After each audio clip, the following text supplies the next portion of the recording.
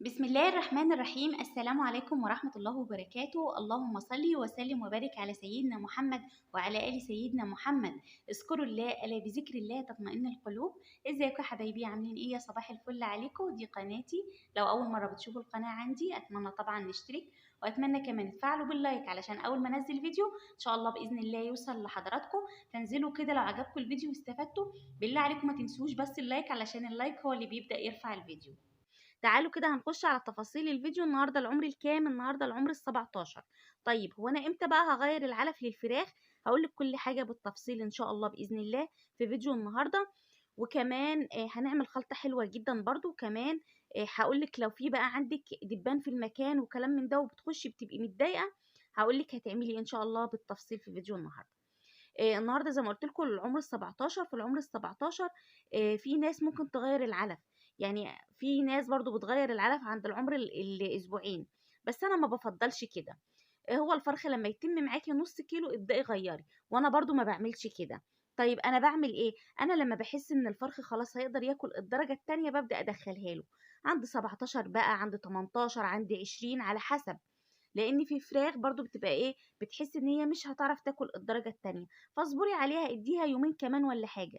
طيب انا جايبة شوية فراخ وفي منهم في القطيع عندي حاسة ان هو سرادة، يبقى هضطر ان انا اعزل اللي هم الصغيرين دول لوحدهم واخلي الكبير لوحده.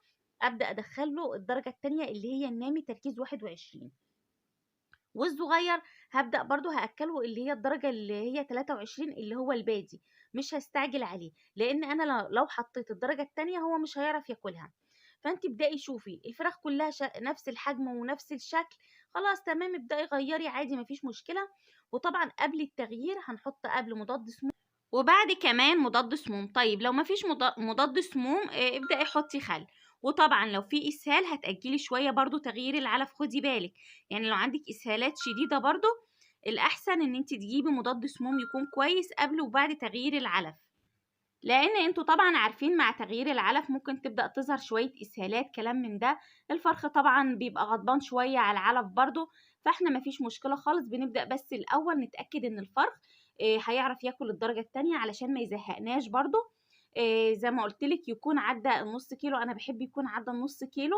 طبعا ده بيبقى كويس جدا، اول ما بحط الدرجة التانية ما بيستغربش الاكل. طيب تعالى اقولك الكتكوت هيستهلك معاكي قد ايه. المفروض ان كل فرخ بياكل معاكي 4 كيلو او ازيد، يعني هم قالوا ال4 كيلو او ال3 كيلو ونص دي دورة الفراخ البيضة. طبعا احنا عشان بنسيبهم في البيت مش زي المزارع، المزارع بتطلع بدري شوية، احنا لا بنحب مثلا نخلي على 40 45، وطبعا في بتخليهم ازيد من كده. تمام. طيب يبقى احنا مثلا هنقول هياكل 4 كيلو، هيستهلك معاكي في العمر ال10 ايام من 400 جرام ل 450 جرام. يبقى انا اتابع العلف. المفروض ان الفرخ عدى ال10 ايام او عمر 10 ايام يكون اكل معايا كل كتكوت من 400 ل 450 جرام. في العمر برضو ال15 يكون برضو استهلك معاكي الكتكوت من 600 ل 650 جرام. في العمر ال20 يوم يكون استهلك معاكي 900 جرام او كيلو علف. دي خلطة النهاردة هي حبايبي. عملت الشاي النهاردة ان شاء الله، ناوية اعمل لهم الشاي مش للاسهالات بس، هقول لكم دلوقتي على فوائده ايه. بس تعالي اكمل الاول كلامي. من عمر ال25 يوم هيستهلك معاكي من كيلو ونص ل2 كيلو. من عمر ال30 هيستهلك معاكي كل فرخ هيكون اكل معاكي 2 كيلو ونص او 3 كيلو.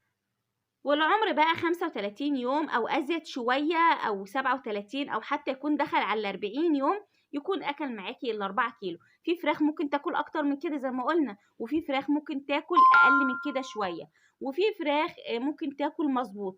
فعلى حسب برضو الفرخ معاكي شكله ايه. تعالي بقى اقولك خلطة النهاردة. انا عملت الشاي بس ليهم. طبعا الشاي انت ممكن تعمليه بطرق كتيرة، ممكن تبداي تضيفي عليه الزعتر، ممكن تبداي تعصري عليه ليمون، ممكن لو عندك شوية مثلا برد شوية ابداي تضيفي عليه الحباية الريفو حلو جدا. او ان انت تبداي تعملي شاي سادة خالص، او كمان ممكن تعملي شاي وتبداي تضيفي عليه معلقة نشا حلو قوي. زي ما قلت لك هو الشاي ليه طرق كتيرة. شوفي انت حابة تعملي ايه النهاردة. انا النهاردة عملت الشاي ليه بقى؟ مش عندي اسهالات ولا حاجه، بس انا عملته علشان بيقوي معاكي الجهاز المناعه، بيرفع المناعه، فاتح شهيه، ايوه فاتح شهيه. كمان بيساعد معاكي على القضاء على الفطريات، وبيساعد معاكي كمان لو في شويه اسهالات كلام من ده بيظبط الدنيا. طبعا مضاد للاكسده، وكمان بنستخدمه للبرد زي ما انا قلت لحضراتكم، ان انت ممكن تبداي تضيفي عليه حاجات، وبيمنع معاكي البكتيريا الضاره اللي هي في امعاء الفراخ، وبيعزز معاكي البكتيريا النافعه. حلو جدا للحمام. قبل كده قلت لكم اللي هي مرحله الريش، لما تخشي وتلاقي الحمام عندك الريش بتاعه بدا يقع، ابداي اعملي له الشاي، فحلو جدا ايه الشاي معاكي. فالنهارده حبيت اعمل الشاي علشان خاطر ان انا اعزز المناعه، وكمان افتح الشهيه. بصوا حبايبي، هنا انا بقول لكم انا بسيب الشباك كده اهوت مفتوح زي ما انتم شايفين، عامله بس يعني ضرفه منه سلك، والضرفه التانية سايباها زي ما هي ازاز. تمام، ما بشغلش النور بقى. هنا بقى لو انت مش عايزه اي دبان ولا اي حاجه، دايما مكانك يكون نظيف. وزي ما انتم شايفين كده انا معايا سافلو ده، ببدا ارش بيه، يعني باخد مثلا زي رتل ميه وبحط عليه شويه من السافلو ده، وببدا امسح بيه المكان. بصي تحفه، مش عايزه اقول لك، زي ما انت شايفه، ولا مفيش دبانه ولا ناموسه ولا اي حشره. هنا ده كده واحده حبيبتي كانت بتقول لي انا عايزه اجيب الشبك ده اهوت. حبايبي لو هتعملوا زي البطاريه اللي انا عاملاها، هتجيبي الشبك بتاع العمر الكبير اللي هو الاسمر ده، ما تجيبيش الصغير ده. اوعي تجيبي الصغير ده وتعمليه تعملي بيه البطاريه، طبعا خفيف جدا معاكي ومش هيستحمل. انما الفرش اللي هو البني ده بتبداي تفرشيه على الفرش الاسمر. اهو حتى انا عامله البطاريه بالفرش الاسمر اهو. طيب بيتجاب منين؟ بيتجاب من عند الناس اللي بتبيع مسامير حبايبي، وكمان بتبيع سلك وحاجات من دي موجوده عندها. هو بقى موجود على فكره في كل حته، حاولي بس تسالي، قولي انا عايزه اللي هو السلك بتاع البطاريه موجود. هتجيبي السلك بتاع العمر الكبير زي ما انا وريتك كده، اللي هو الاسمر اللي هو خرومه واسعه ده. التاني هتجيبيه برضه، هتقطعي منه لو انت عايزه، علشان لو جيبي فراخ صغيره وتحطيها عليهم برضو، بيبقى للعمر الصغير. يا رب اكون افدتك في الايه في الفيديو ده كده، وقلت لك برضو انت هتجيبي ايه. هرجع معاكي برضو هتكلم الدبان والناموس والحشرات بتكتر معاكي في فصل الصيف. زي ما انتم شايفين انا دايما بمسح المكان، حتى انا بربي في البطاريه بمسح تحت البطاريه وبكنس المكان وبعطر المكان كده بزيت نعناع. ما ممكن برضو ما اعملش بالزيت النعناع، اعمل باللي هو السفر ده، امن جدا. ممكن برضو امسح المكان بكلور عادي خالص، مفيش مشكله. المهم ان انا عايزه دايما انضف حوالين الفراخ.